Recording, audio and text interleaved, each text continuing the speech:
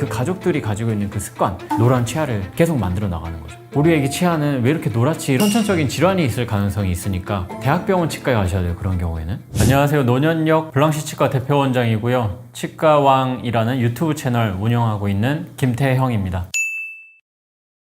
사람마다 피부 색깔도 다 다르잖아요. 그러니까 당연히 치아색도 다 다를 것 같고요. 단순히 하나의 물질로 된 게 아니라 여러 가지 물질이 모여서 이루어져 있는데 그 물질의 함량이 조금씩 사람마다 차이가 있어요. 그래서 어떤 사람은 굉장히 하얀 치아를 가진 반면에 어떤 사람은 태어날 때부터 남들보다 좀 노란 치아를 가지신 분들도 있어요. 치아 자체는 인종이나 뭐 나라별로 좀 다른 게 있긴 있어요. 어떤 나라에서는 치아 형태 자체도 좀 다르게 생겼고 그런 부분들도 있긴 한데 치아 색상에 대한 연구 결과는 사실 없습니다. 그렇지만 이제 피부가 조금 까만 분들은 치아가 당연히 더 하얗게 보이는 거고, 피부가 좀 하얀 분들은 치아가 좀 더 노랗게 보이는 경향이 당연히 있을 수밖에 없겠죠. 근데 치아 자체의 색상은 거의 똑같습니다. 형태 자체가 뼈가 두꺼운 사람들은 치아도 약간 뭉툭하고 약간 건강하게 생긴 느낌이 있어요. 그래서 통뼈면은 치아도 약간 통치하다? 이런 것 같아요. 그런 분들은 치아만 그렇게 생긴 게 아니라 턱 자체도 굉장히 강하게 발달해가지고 사각턱이시고 치아 자체도 약간 네모나고 약간 이렇죠. 선천적으로 치아가 좀 노랗게 태어나신 분들도 있고 아니면 후천적으로 노래지신 분들이 있는데 대부분 후천적으로 좀 노래지신 분들이 많은 것 같아요. 애기들 치아 보면 색깔 보면 거의 다 똑같습니다.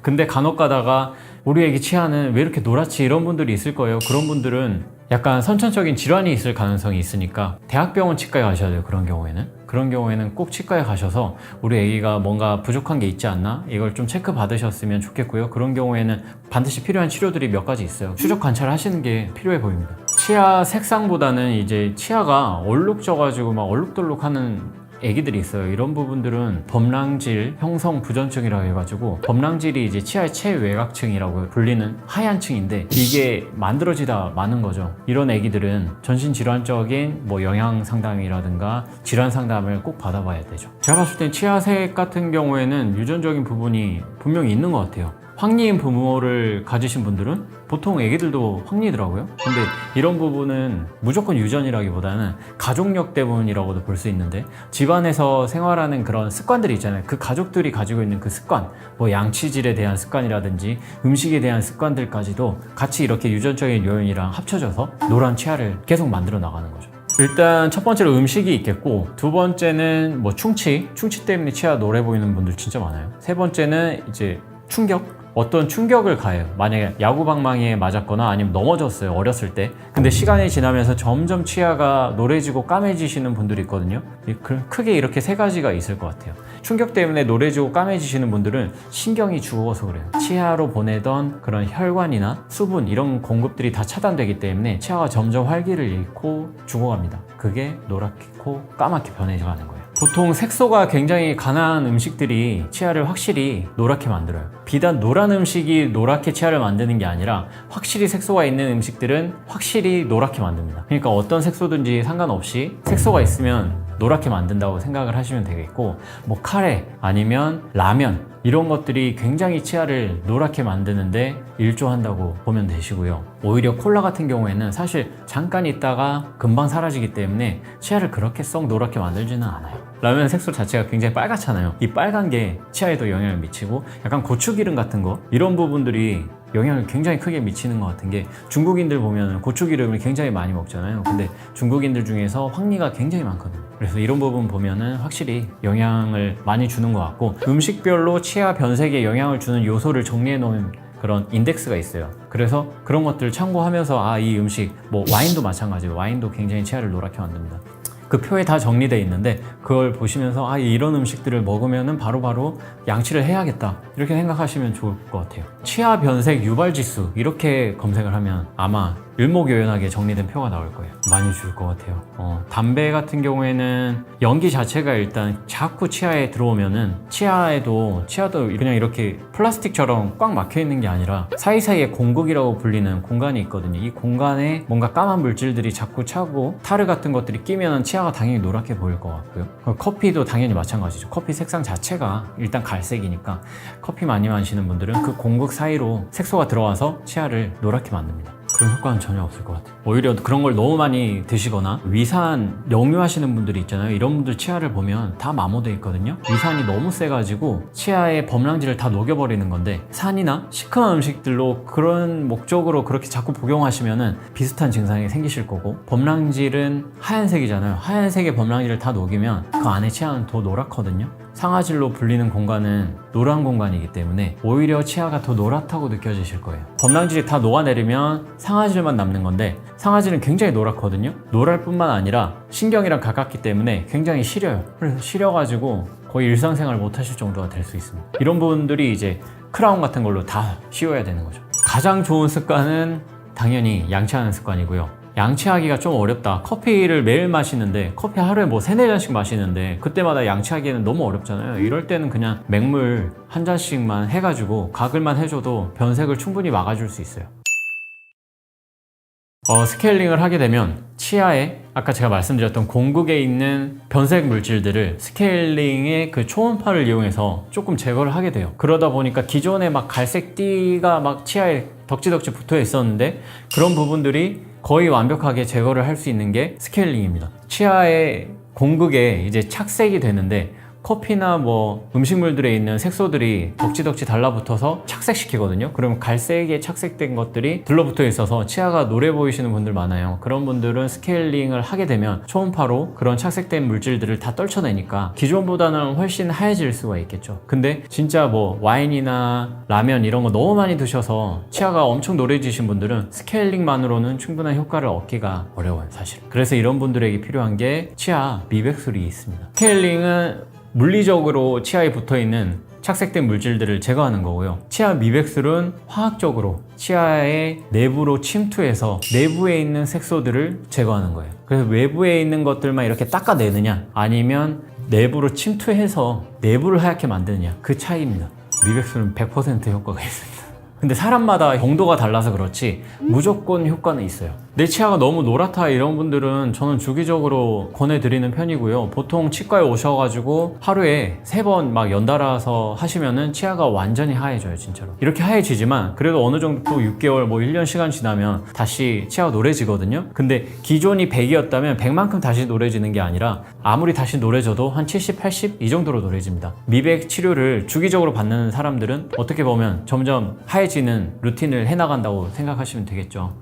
하루에 4번까지 이어서 연달아서 하는 치과는 많은데 그 이상은 하면은 치아가 조금 약해질 수가 있어요. 그렇다고 해서 환자분께서 직접 느끼실 정도로 약해지지는 않고 미세한 경도는 이제 긁으면 긁혀지는 걸 경도라고 하는데, 미세한 경도가 조금 약해진다는 보고는 있습니다. 그렇지만 그렇다고 해서 뭐 충치가 생기거나 치아를 뽑아야 된다거나 그런 결과로 이어지지는 않아요. 되도록이면 한 3개월에서 6개월 정도 텀을 두고 그때 또 다시 하시는 게 좋을 것 같습니다. 치아 형태는 굉장히 정상적인데 치아가 조금 노랗다? 남들이 보기에 너무 노랗다? 너무 노랗지도 않고 그냥 본인만 아는 정도로 노랗다, 이 정도면 사실 라미네이트 할 필요 없죠. 근데 치아 형태도 바꾸고 싶고, 왜냐면 이것 때문에 너무 많이 스트레스 받는 분들 진짜 굉장히 많으세요. 최근에 뭐 그런 연예인이 있었죠. TV에 원래 본인은 TV에 출연하는 연기자가 아니었는데 뭐 갑자기 인플루언서가 돼서 TV에 나갔는데 주변 사람들이랑 비교하니까 내 치아가 뭐 재떨이 같았다, 도저히 지켜볼 수가 없어서 라미네이트를 하게 됐다, 이런 분들이 있거든요. 그런 분들은 그렇게 치료를 함으로써 심리적인 개선뿐만 아니라 자존감도 훨씬 높아지고, 그렇기 때문에 거의 인생을 바꿔주는 치료 중에 하나라고 생각해요. 그래서 반드시 필요한 분들이 하면은 굉장히 좋은 치료다. 근데 굳이 할 필요가 없는 분들, 치아가 충분히 하얗고 예쁘고 가지런한데 그냥 좀 하얘지고 싶어서 라미네이트 한다, 이런 분들은 굳이 안 하셔도 될 것 같아요.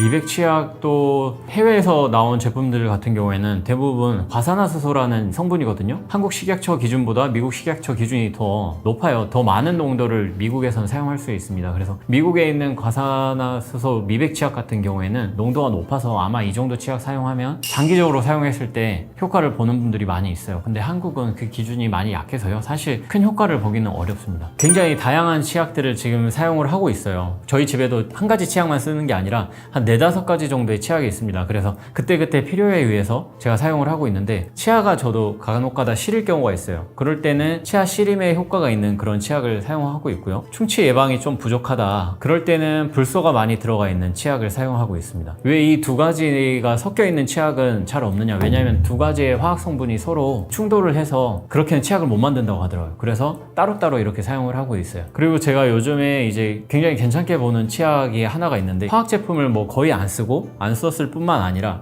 그렇다고 해서 화학 제품이 나쁘다는 뜻은 아닙니다. 화학 제품이 오히려 더 좋은 경우도 있어요. 화학 제품을 거의 안 쓰고 최근에 연구 결과들을 보면 이 충치를 예방할 수 있는 물질이라고 밝혀지고 있는 것들이 있어요. 기존에는 불소가 유일한 물질이었는데 또 하나 추가됐다고 최근에 연구 결과들을 보면 있더라고요. 그래서 제가 개인적으로 구매를 해서 사용하고 있는데, 제가 아직 충분히 사용을 안 해봤기 때문에 이게 좋다 나쁘다 말씀드릴 수가 없어서 추천드리기는 좀 그렇습니다. 나중에 혹시 이 치약이 뭔지 궁금하신 분들은 제 채널에 오시면은 제가 후기를 알려드리도록 하겠습니다. 그리고 이제 한국 사람들이 가장 좋아하는 치약의 특성 중에 하나인데, 화한 느낌이 드는 치약이 뭔가 소독시켜주는 느낌이 들어서 좋아하시는 분들이 있는데, 전혀 그런 효과는 없고 그냥 화한 느낌만 만드는 거거든요. 그래서 굳이 그런 느낌의 치약은 사용 안 하시는 게 좋아요. 그 치약들의 성분을 제가 정확히 보지는 않았지만 뭐 불소가 충분히 들어있으면은 성분은 거의 다 똑같을 거예요. 최근에 논란이 됐던 게 타르색소라고 있는데, 이 타르색소가 암을 유발할 수도 있는 성분으로 알려져 있거든요. 그래서 이 타르색소에 대한 부분들이 정확하게 체크되어 있는지, 그리고 인체에 무해할 정도만 첨가되어 있는지, 그런 부분들을 면밀히 살펴본 다음에 치약을 고르시면 좋을 것 같습니다. 전 개인적으로 거의 효과가 없다고 해요. 왜냐하면 미백 치약뿐만 아니라 미백제에 대한 그런 과산화수소 농도도 저희 한국 기준이 굉장히 높기 때문에 대부분은 효과가 없습니다. 집에서만 할 수 있는 건 없고, 치과에 가시면은 농도가 높은 미백제를 살 수가 있어요. 이 미백제를 아무렇게나 이렇게 덕지덕지 발라서 하면 잇몸에 화상이 있고 막 부작용도 생기고 그러거든요. 그렇게 하게 치과에서 그냥 두지는 않고, 본인의 치아에 딱 맞는 틀이 있기 때문에 이 틀을 치과에서 만들어주고, 그 틀에다가 미백제를 담아서 뭐 하루에 1시간, 2시간씩 착용할 수 있게끔 해주거든요. 그렇게 하면은 그거는 집에서 할 수 있는 것 중에 가장 효과가 좋다 볼 수 있습니다. 판매 안 하는 치과도 있어요. 저희 치과에서는 하는데 판매 안 하는 치과들도 있어요. 왜냐면 이게 굉장히 손이 많이 가는 작업이라서 분명히 안 하는 치과들도 한 30%? 이 정도일 것 같아요. 판매하는 치과가. 이런 분들 치과에 오시면은 치석이 진짜 한 주먹만큼 달려있어요. 예전에 이 치석 제거하다가 치석이 튀어가지고 뭐 치과 위생사 눈으로 들어와서 뭐 실명됐다는 케이스들도 있습니다. 이런 부분이 굉장히 잇몸 질환 심해서 그럼 다 발치하셔야 돼요. 치석은 말 그대로 치아에 생기는 돌입니다. 그래서 돌처럼 굳어진 뭔가가 하얀색, 노란색 뭔가가 치아 사이에 껴있으면 이거 치석이라고 생각하시면 되는데, 사실 일반인들은 이 치석을 직접 본 적이 대부분 없으세요. 그래서 치석이 뭔지 잘 모릅니다. 사진으로 보여줘도 이게 무슨 치석이야, 그냥 치아지, 이렇게 하시는 분들도 있거든요. 근데 이걸 떼보면은 진짜 돌처럼 단단하게 굳어 있고요. 양치질로는 제거가 안 되는, 아무리 이렇게 빡빡 긁어도 제거가 절대 안 됩니다. 그게 바로 치석이라고 생각하시면 돼요. 치석을 그대로 방치하면 치석이 점점 커져요. 이게 가만히 있는 게 아니라 눈덩이처럼 점점 굴리면서 커집니다. 이렇게 커지면 잇몸에 일단 압박을 주게 되고요. 그럼 잇몸의 형태가 변할 수 있고, 형태가 변할 뿐만 아니라 이 치석 자체가 세균이기 때문에 세균이 자꾸 잇몸에 염증을 만들어요. 그래서 잇몸이 붓고 빨갛게 되고 피나고, 그러면서 입냄새도 굉장히 심해지죠. 그래서 치석이 잇몸 질환의 큰 적이다, 이렇게 생각하면 돼요. 치아를 완전히 막고 있는 분들이 있거든요. 치석이 너무 많이 쌓여가지고 어금니 같은 경우에 뭐 치아가 안 보이는 분들이 있어요. 이렇게 되면 충치가 생길 수밖에 없죠. 근데 그런 분들까지는 안 가더라도 치석이 뭐 잇몸에서 치아 올라오는 부위 한 3분의 1 정도까지만 덮고 있는다고 치더라도 충치가 생기지는 않습니다, 사실. 잇몸 질환에만 영향을 미치지 충치에는 영향을 미치지는 않아요. 대신 양치가 잘 안 되니까 그 사이로 충치가 비집고 들어와서 생길 수는 있겠죠. 근데 치석이 있다고 해서 반드시 충치가 생기는 건 아니다. 이제 한 10년 동안, 아니면 태어나서 한 번도 스케일링을 안 하셨던 뭐 30대, 40대 분들 계세요. 이런 분들 치과에 오시면은 치석이 진짜 한 주먹만큼 달려있어요. 그래, 이 치석이 가장 많이 생기는 부위가 이 아래 앞니 뒤쪽이거든요. 이쪽에 굉장히 많은 치석이 쌓여 있는데, 이제 환자분께서는 그게 치아라고 생각을 하고 계속 살아오셨던 거죠. 이런 것들을 이제 제거를 하잖아요. 제거를 해보면 지구 온난화 때문에 빙하가 무너져 내리는 그 영상 많이 보셨죠. 그런 것처럼 빙하가 무너져 내리듯이 치석이 무너져 내립니다. 그만큼 많이 치석이 생기신 분들이 있고, 이런 분들은 사실 이 치석 잘못 떨어지면은 그 목구멍이 막혀서 안 좋을 수도 있어요. 그래서 굉장히 조심스럽게 제거를 해야 되고, 예전에 이 치석 제거하다가 치석이 튀어가지고 뭐 치과 위생사 눈으로 들어가서 뭐 실명됐다는 케이스들도 있습니다. 일단 양치를 안 하면은 치석이 생길 수밖에 없고, 양치를 잘 하시는데도 불구하고 치석이 많이 생기시는 분들은 일단 침이 굉장히 많으신 분들, 이런 분들은 치석이 많이 생깁니다. 왜냐하면 침이 세균이랑 음식물이랑 섞이면서 치석을 만들어 나가기 때문에 그런데요. 근데 이렇게 많은 분들도 칫솔을 제때제때 바꾸면, 그러니까 2개월에 한 번씩이라도 칫솔을 바꿔주시면은 이 칫솔모가 살아있기 때문에 치석이 생기는 걸 막아줘요. 근데 6개월, 1년, 2, 3년에 한 번씩 바꾸시는 분들은 칫솔질을 해도 아무 효과가 없죠. 치석은 계속 생깁니다. 담배 핀다고 해서 치석이 많이 생기진 않을 것 같아요. 담배는 단지 치주 질환에 영향을 미치지 치석이 생기는 것과는 크게 관련은 없습니다. 그 잇몸이 붓고 잇몸에서 피가 나고 이런 것들이 이제 다 치주 질환의 일종인데, 담배를 피면은 그런 치주 질환이 안 좋아진다고 연구 결과가 있어요. 아무래도 이제 음식물들 중에서 특정 음식을 꼽기보다는 점착성이 높은 음식들이라고 하죠. 뭐 카라멜류 같은 것들, 치아에 오랫동안 달라붙어 있을 수밖에 없을 것 같은 그런 음식들이 있잖아요. 그런 것들을 먹으면은 아무래도 치아에 붙어 있으면서 세균이랑 접촉할 일이 많아지기 때문에 치석을 더 많이 만들 것 같아요. 거기다 이렇게 부들부들 해가지고 뭐 서로 영향을 주면서 이렇게 떨쳐내는 것도 아니고 서로 이렇게 엉겨 붙으려고 하기 때문에 굉장히 안 좋을 것 같습니다. 술이랑은 치석이랑은 상관이 없을 것 같습니다. 치아랑 연결이 되는데 그 치석 때문은 아니고 잇몸 질환 때문일 가능성이 굉장히 높아요. 잇몸 질환이 반드시 뭐 치석이 있어야만 잇몸 질환이 생기는 건 아니니까 그런 습관들이 장기적으로 안 좋은 영향을 미칠 수밖에 없습니다. 보통 임플란트를 하시고 나면 술, 담배 하지 말라고 말씀드리거든요. 그렇게 하면은 임플란트가 결국 실패해서 빼는 경우가 있기 때문에 술, 담배 하지 말라고 하는 건데, 그만큼 안 좋은 영향을 미치죠. 특히 술은 염증을 자꾸 만들잖아요. 여드름 많이 나시는 분들도 술 드시면 계속 여드름 생기잖아요. 그거랑 똑같아요. 잇몸에 생기는 염증도 술 드시면 계속 생깁니다. 인터넷 보면 셀프 치석 제거기라고 있더라고요. 그래서 이게 뭘까 하고 봤더니 치과에서 쓰는 치경 미러라고 하는데, 치경이랑 큐렛이라고 해요. 이 농사 지을 때 쓰는 가래 있잖아요. 이런 것처럼 생겨가지고 이걸로 긁어서 치석을 제거할 수 있게끔 만들어 둔 게 있는데, 그것까지는 아니고 치과에 있는 실제 기구들을 이용해서 한번 거울 보면서 해보려고 했거든요. 안 돼요.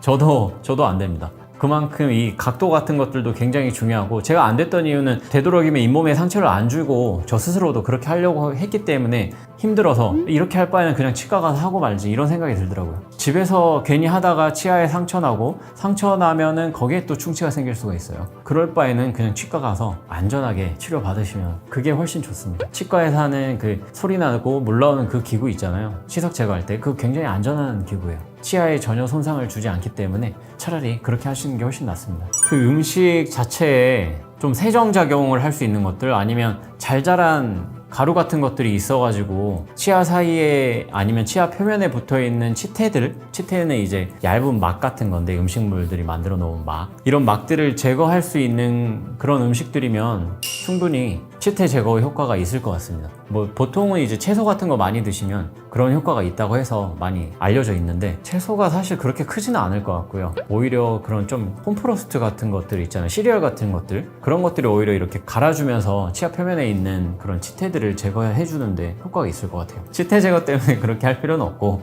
치태는 뭐 그거 할 바에는 차라리 양치질 하면 되는 거니까. 가장 좋은 칫솔질 방법이 이제 변형된 바스법이라고 해요. 바스라는 사람이 만든 칫솔질인데 그걸 살짝 변형을 시킨 거죠. 치아와 잇몸 사이에 칫솔모를 45도 각도로 갖다 대고, 그 다음에 진동을 주면서 쓸어내리는 방법입니다. 진동을 주면서 쓸어내리는 방법. 45도로 올려, 그러니까 윗일을 한다고 하면 45도로 했다가 쓸어내리는 거죠. 이런 식으로 하는 것들이 가장 좋은데, 왜냐면 치아와 잇몸 사이에 치태와 치석이 가장 많이 생기고, 이것 때문에 잇몸 질환이 굉장히 안 좋아지거든요. 그래서 이런 걸 예방할 수 있는 가장 좋은 칫솔질법으로 교과서에 실려 있어요. 만약에 지금 이 시청하시는 분께서 30대 이상인데 치석이 너무 많이 생겨가지고, 그리고 치과 갈 때마다 잇몸 질환이 너무 심하다, 잇몸이 너무 안 좋다, 이런 말씀을 들으신다면 뭔가 칫솔을 바꾸거나 뭔가 칫솔질을 바꾸거나 아니면 뭔가 바꾸려고 하지 마시고 전동 칫솔을 사용하시는 걸 저는 정말 추천드리는데, 왜냐하면 습관화되어 있는 칫솔질법을 늦은 나이에 바꾸는 게 굉장히 쉽지가 않습니다.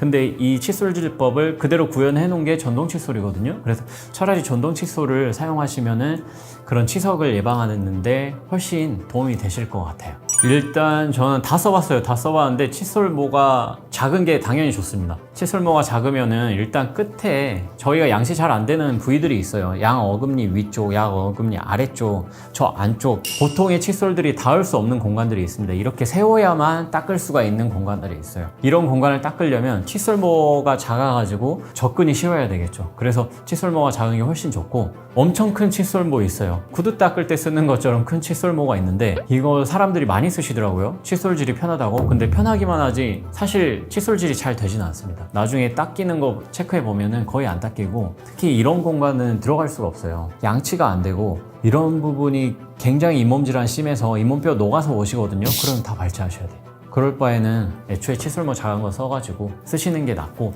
일반적인 칫솔모면 됩니다. 아주 유아용 사용할 필요는 없어요. 그냥 일반적인 칫솔모인데 조금 더 작은, 큰 거냐 작은 거냐 했을 때는 좀 더 작은 걸 선호한다. 그리고 굵은 모보다는 미세한 모가 더 좋죠.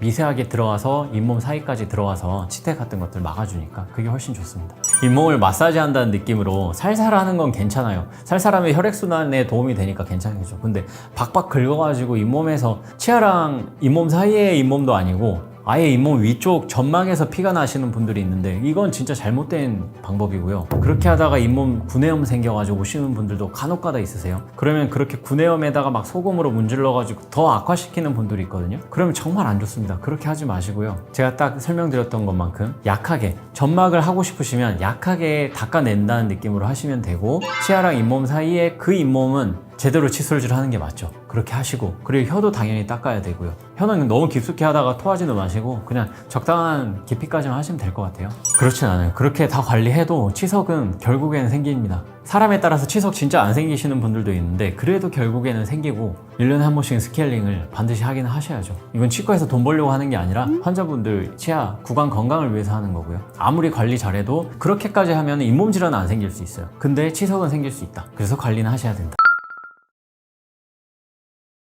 양치할 때 피나는 게 가장 유심히 지켜봐야 되는 증상이에요. 치료를 다 받고 보니까 뭐 몇십만 원, 심지어는 몇백만 원까지도 나와요. 미루지 마시고 바로 가시는 게 좋습니다.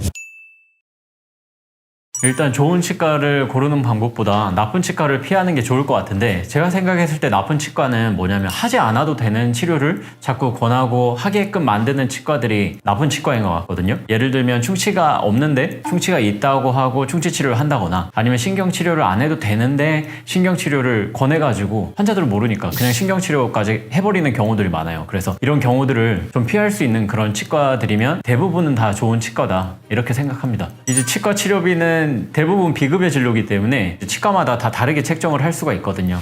이렇게 생각하셔도 될 것 같아요. 뭐 미용실이나 성형외과 이런 데도 엄밀히 따지면은 병원마다 다 비용이 다르거든요. 그리고 미용실도 사실 그렇죠. 어떤 미용실은 엄청 저렴한 반면에 어떤 미용실은 굉장히 비싸고, 이런 차이가 있듯이 치과도 그렇고 성형외과도 그렇고 피부과도 그렇고 다 그런 식이라고 생각을 하시면 될 것 같아요. 치과 치료하면 대부분의 사람들이 비싸다고 생각을 하시고, 이제 그것 때문에 막 보험도 많이 생기잖아요. 치과 사보험이라고 해가지고. 이렇게까지 하시는 이유가 뭔가 제가 곰곰이 생각을 해봤는데, 만약에 저희가 감기에 걸려서 이비인후과를 갑니다. 그러면은 몸이 아파서 이비인후과를 간 거기 때문에 이때 치료비를 내게 되는데, 이 치료비를 낼 때 사실 한 6,000원에서 10,000원 정도 돼요. 내가 아파서 갔는데도 불구하고 이걸 해결해 주는데 6,000원에서 10,000원이면 뭐 거의 해결이 된다고 볼 수가 있는 건데요. 근데 치과는 아파서 치과를 가는데 치료를 다 받고 보니까 뭐 몇십만 원, 심지어는 몇백만 원까지도 나와요. 이렇게 되는 이유가 뭐냐면, 이제 이비인후과 같은 경우에는 대부분의 이런 통증에 의한 치료가 급여진료입니다. 급여진료라고 하는 거는 국민건강보험공단에서 저희가 한 달에 한 번씩 내는 돈이 있죠. 건강보험료를 바탕으로 해서 환자분들이 내는 것뿐만 아니라 국가에서 어느 정도 보전을 해주는 거죠. 근데 치과 치료비에는 그런 부분들이 굉장히 적어요. 그래서 내가 아파서 갔음에도 불구하고 이제 건강보험에서 보전해주는 게 적다 보니까 환자분들이 내는 게 너무 많다, 이렇게 생각이 되시는 것 같아요. 근데 대표적인 비급여 진료과가 이제 피부과나 성형외과 이런 과들도 있잖아요. 이런 과들이랑 치과랑 또 다른 게 뭐냐, 치과는 아파서 내 필요에 의해서 가는 거란 말이에요. 근데 피부과나 성형외과는 단지 심미적인 목적, 내가 어떤 것들을 좀 개선하고 싶어서 가는 거라서 돈을 낼 생각을 하고 가는 데인데, 치과는 사실 돈을 생각을 안 하고 아픈 것만 좀 해결해 줬으면 하고 가는데 막 몇십만 원씩 나오니까 환자분들께서는 치과가 당연히 비싸다고 생각하실 것 같아요. 제가 봤을 때 이 보철물 자체가 비싸다기보다는 뭐 치과 의사들이 보철물을 어디서 떼다가 그냥 파는 장사하는 사람들이 아니잖아요. 이 보철물을 제대로 만들기 위해서 거쳐야 되는 숙련된 기술들이 굉장히 많이 필요하거든요. 조금만 각도가 틀어져도 이 보철물이 안 들어가요. 다른 치아에 해를 끼치면 안 되고, 구강에는 치아뿐만 아니라 뭐 혀도 피해야 되고 뺨도 피해야 되고 피해야 될 것들도 워낙에 많고 조심해야 되는 것들이 너무 많아서 이 기술들을 익히는데 굉장히 많은 노력과 수고가 들어가거든요. 그래서 치과 치료비에는 그런 부분들이 이제 비싸게 책정되어 있는 거지 보철물의 원가가 중요한 건 아니라고 생각합니다. 제일 중요한 징후는 이제 양치할 때 피나는 게 가장 유심히 지켜봐야 되는 증상이에요. 그러니까 초기 잇몸 질환이 있을 때 양치할 때 보통 피가 나고 그러는데요. 이걸 그냥 지켜보다가 뭐 나중에 괜찮아지겠지, 컨디션 좋으면 피 안 나더라, 양치만 잘하니까 괜찮아지더라, 이렇게 해가지고 쭉 지켜보시는 분들이 있어요. 그게 점점 병을 키우고 있는 걸 수 있거든요. 근데 이렇게 병을 키우면은 치아가 흔들리게 되면서 결국에는 발치하고 임플란트까지 이어지게 되거든요. 그래서 그게 제일 안 좋은 습관인 것 같아요. 조금 안 좋다, 냄새가 난다, 뭐 피가 난다 이러면은 바로 치과에 가야지, 이걸 집에서 어떻게 해결해 보겠다 이렇게 생각은 안 하시는 게 좋겠습니다. 비싸다고 다 좋지는 않더라고요. 제 주변에서도 제가 치과 의사 되기 전에 이제 보냈던 환자들 중에 비싼 데 가서 고생하는 친구들이 진짜 많았거든요. 비싸다고 다 좋은 거는 아니더라. 그렇지만 뭐 싼 게 당연히 좋은 것도 아니죠.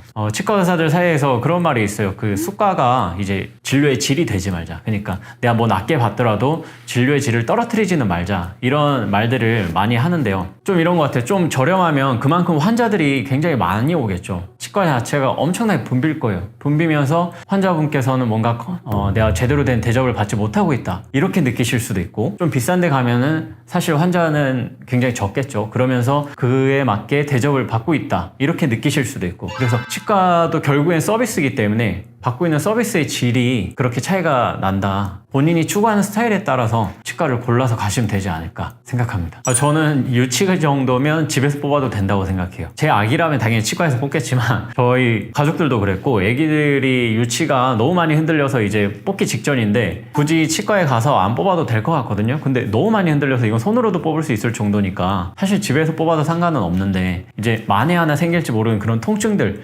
때문에 아니면 뭐 감염 위험성 때문에 치과에 가셔서 뽑는데 대부분은 큰 문제 없이 집에서도 뽑을 수 있다고 생각합니다. 저도 그 속설에 대해서 굉장히 많이 들어봤는데 그 부분에 대해서도 굉장히 많이 생각해 봤어요. 뽑을 때가 돼서 뽑는 치아를 집에서 뽑았다고 해서 치아가 제대로 안 나는 경우는 절대로 없다고 생각을 하고요. 뽑지 않아도 되는 치아를 만약에 뽑아버리면은 그 아래 영구치가 잘못 올라오면서 혹은 영구치가 올라오는 길을 막아버리면서 치열이 좀 삐뚤어질 수도 있습니다. 그래서 굉장히 많이 흔들린다 싶을 때는 그냥 집에서 뽑으시나 치과에서 뽑으시나 다음 치열에는 크게 영향을 안 미칠 것 같아요. 임플란트는 인공 치근이라고 하는데, 치근이면 뿌리잖아요. 치아가 발치된 자리에 티타늄이라는 금속으로 된 인공 치아 뿌리를 잇몸 속에다가 넣는 거라고 생각을 하시면 돼요. 그래서 이 인공 치근을 바탕으로 위에 보철물이라고 하죠, 크라운까지 올리는 과정이 총 임플란트가 되겠습니다. 그렇게 해서 치아가 없는 공간에 임플란트를 신게 되면은 정상 치아처럼 거의 자연 치아와 동일한 형태를 하고 있는 인공 치아를 하나 만들 수가 있는 거죠. 라미네이트는 제일 쉽게 생각하면 저는 네일아트 같은 거 생각하시면 될 것 같아요. 저희가 자연적인 이런 손톱에 뭔가 붙이는 게 네일아트잖아요. 네일아트 굉장히 얇은 뭐 막을 붙일 수도 있고, 아니 뭐 스티커 같은 것들을 붙일 수도 있고, 젤 같은 것도 올릴 수가 있다고 알고 있는데, 치아도 치아 윗부분에 굉장히 얇은 막을 붙일 수가 있어요. 근데 이 얇은 막을 통해서 치아의 형태도 개선할 수가 있고 치아의 색상도 연예인들처럼 하얗게 만들 수가 있는 거죠. 그게 라미네이트입니다. 충치 치료비도 같은 기술이 적용되는데 충치의 깊이 아니면 충치의 크기에 따라서 충치 치료 재료가 달라지고 충치 치료 방법이 달라지거든요. 그래서 어떤 치료는 굉장히 얕아서 뭐 5만 원짜리 재료로 또 치료할 수 있는 반면에 어떤 충치는 너무 깊어서 30만 원으로도 부족한 그런 치료들도 있어요. 근데 각각의 치료가 난이도가 다르고 보철물을 만들 때 치아를 다듬는 과정 자체도 다르기 때문에 비용 차이가 있다고 생각합니다. 충치가 생기면 보통 이렇게 이렇게 했을 때 뭔가 시린 느낌이 치아랑 잇몸 사이가 아니라 치아 이 씹는 면 있잖아요. 씹는 면 쪽에서 뭔가 느껴질 때가 있어요. 그러면 그쪽에 뭔가 구멍 같은 게 뚫려 있다는 뜻이 될 수가 있거든요. 근데 구멍을 만드는 건 대부분 충치이기 때문에 이때는 충치가 있다고 의심을 해볼 수가 있고, 치아랑 치아 사이에 음식물이 굉장히 많이 끼는 분들이 있잖아요. 그 사이에 충치가 생겨 있을 확률이 굉장히 높아요. 그래서 이런 부분들 치실로 잘 컨트롤하면서, 치실을 했는데 치실이 자꾸 끊어져서 나오거나 음식물이 너무 많이 낀다 싶으면은 이런 부분들도 충치가 있을 수 있으니까 한번 체크해 보시는 게 좋겠습니다. 충치가 만약에 사람 치아에 다 생기면은 거의 한 1,000만 원 정도 들 수 있어요. 치아 전체에 다 충치가 있고 굉장히 깊은 충치라서 전체를 다 크라운 해야 된다 이러면은 정말 이렇게까지 많이 들 수가 있거든요. 충치는 사실 전염성이 굉장히 강해요. 하나 생기면은 옆에도 생기게 되고 반대편 치아에도 생기게 되고, 딱 하나 생겼을 때라도 바로 치료를 받으시고, 치료 받았다고 다 끝난 게 아니라 그 이후에도 충치가 생기기에 굉장히 좋은 환경에 있는 거거든요. 그때부터가 시작이라고 생각하고 관리를 굉장히 잘 하셔야 돼요. 가글에 있는 여러 가지 성분들이 있어요. 에센셜 오일이라고 하는 것들이 있는데, 이거는 자연적으로 뭔가 충치균을 억제해주는 성분들, 이런 게 있는 것도 있고, 뭐 자일리톨이 들어가 있는 것도 있죠. 자일리톨은 세균들이 먹어서 설사를 하게 만들어서 결국엔 죽게 만드는 성분이거든요. 이런 식으로 충치균이 자라지 못하게 하는 성분들이 가글에는 확실히 들어있기 때문에 충치를 예방하는데 무조건 효과가 있습니다. 교정에는 이제 겉에 치아 겉면에다 붙이는 교정이 일단 있을 수 있고요. 겉면에 뭔가 붙이지 않고 그냥 투명 장치로 하는 교정도 있을 수가 있어요. 지금 이렇게 크게 두 갈래로 나눠져 있는데, 붙이는 장치는 일상생활에서 너무 철사가 많이 보이니까 좀 싫어하는 분들이 많아서 이제 투명 교정 장치가 나오게 된 거죠. 크게는 이렇게 두 가지가 있다고 생각하면 될 것 같습니다. 투명 장치는 일단 잘 안 보이기 때문에 사람들이 내가 교정하고 있는지도 잘 모를 때가 있어요. 대신에 이게 조금 더 오래 걸릴 수가 있어요. 왜냐하면 간혹가다 잃어버리시는 분들이 많거든요. 잃어버리면 다시 처음부터 다시 만들어야 되니까 굉장히 그게 오래 걸릴 수가 있고, 그리고 식사 때마다 벗어야 된다는 그런 불편감이 있습니다. 그에 반면에 철사로 하는 교정은 그럴 일이 없죠. 그냥 붙이고 있으면은 알아서 치아가 움직이니까 뭐 잃어버리고 하고 자시고 할 필요도 없습니다. 근데 브라켓이라고 하는 걸 치아에다 붙여서 이제 철사를 붙이는 건데, 브라켓이 떨어지거나 철사가 이렇게 꼬여지거나 해가지고 잇몸을 자꾸 찌르는 사람들이 있어요. 막 볼 찌르고 그런 구내염 생기고, 그런 부분들이 굉장히 불편한 것, 그리고 남들이 봤을 때 심미적으로 조금 안 좋은 거, 그리고 입냄새가 좀 납니다. 그래서 양치를 굉장히 잘해야 되고, 가글 그리고 치실 정말 거의 필수적으로 하셔야 돼요. 큰 돈을 안 들이려면 1년에 한 번씩은 꼭 치과에 가셔서 엑스레이를 찍어 보시고 스케일링을 받으시는 것이 가장 좋습니다. 이렇게 하면 한 2만 원 정도 들어요. 보험이 다 되는 진료이기 때문에 2만 원 정도가 드는 데에 비해서 효과는 굉장히 좋거든요. 앞으로 생길 것 같은 질환도 예방할 수가 있고, 현재 가지고 있는 작은 충치 같은 것들도 발견을 할 수가 있겠죠. 그래서 이게 제일 좋은 습관이 될 것 같고요. 그리고 주변에서 뭔가 입냄새가 난다, 치과 한번 가봐라 그러면은 미루지 마시고 바로 가시는 게 좋습니다. 입냄새가 주변에서 난다는 거는 굉장히 뭔가 진행되고 있는 거예요. 그리고 그렇게까지 말해준 친구의 정성을 봐서라도 꼭 가시는 게 좋고, 이건 제가 사용하는 방법인데, 만약에 양치질을 하다가 저도 간혹 피가 날 때가 있습니다. 피가 나면은 저는 헥사메딘이라는 거 사가지고 꼭 입을 양치를 해줘요. 가글을 해줍니다. 그렇게 하면은 입안에 있는 세균들을 거의 대부분 죽여주거든요. 그래서 이렇게만 해줘도 뭐 한 두세 번 하고 나면 바로 효과가 나타나서 그 다음부터는 피가 안 나기 때문에 굉장히 좋아하는 방법이에요. 오늘 이렇게 헬스 인사이드라는 채널에 저를 초대해 주셔서 굉장히 영광이었고요. 저도 따로 치과왕이라는 채널을 하고 있기 때문에 치과랑 관련된 지식들을 최대한 쉽게 풀어서 설명을 해드리고 있거든요. 그래서 헬스 인사이드에서도 계속 정보 공유하면서 여러분들의 건강을 챙겨 나가셨으면 좋겠습니다. 시청해 주셔서 감사합니다.